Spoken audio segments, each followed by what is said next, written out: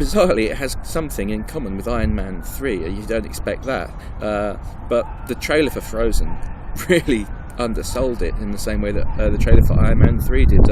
I didn't dare expect anything decent after seeing the trailer, and it was only because loads of people who don't necessarily enjoy Disney films that much, plus one or two who really do, highly recommended it to me, that I actually went to see it at all. That's why I've seen it rather late compared to most people. It's Arundel, Jim, but not as we know it. That's actually the name of the place it's set. It's implied that it's somewhere in Norway. The casting on this is interesting. We've got Elphaba from Wicked and Eld Cunningham from the Book of Mormon.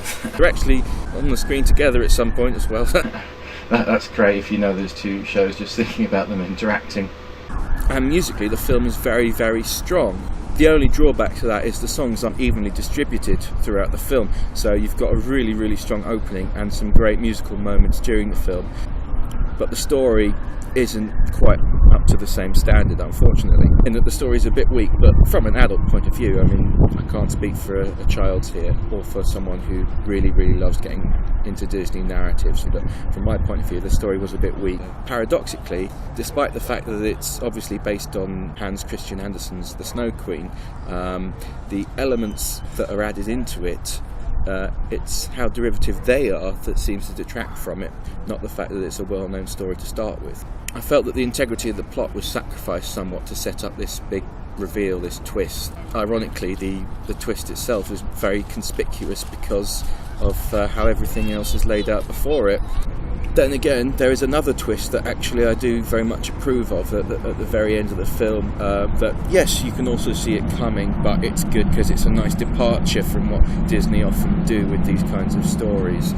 Yeah, I'd say this film could be a timeless classic, and it's only really the computer animation that sort of marks it as different from a lot of their earlier fairy tale stories, and it's very much enjoyable. The music's absolutely excellent. It's by far the best element of the film. But then again, this almost timelessness is actually spoiled at the end credits, because you've then got an auto-tuned pop version of one of the signature songs from the film, and well, that's just brought me right back into the present day in a way I really didn't want it to. But never mind, it's decent. It is decent. For those of you who aren't familiar with the core content of my channel, I want to draw attention to a really important charity walk that I'm doing. The walk starts on Tuesday the 18th of February. I'm doing it with a group organised by a young boy called John Joe, and he wants to raise money for the Bobby Moore Fund for cancer research. So together with him and a whole group of people, I'm going to be walking from Southend right across Essex to East London. Have a look at my current channel trailer, that'll give you plenty of information about the walk, and I'm putting a link here so that you can sponsor me if you're able to spare any money. That would be amazing if you could. If you are one of those people who doesn't know my channel very, very well, it might be news to you that yes, I will be doing it barefoot, as I do pretty much everything. Excuse the mud, by the way. I had to walk through rather a lot of it just to get somewhere quiet, but don't worry, I'll be washing the mud off before I go back into the cinema, so I won't be ruining any carpets there.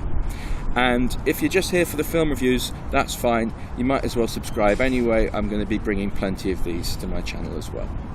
Alright, see you soon.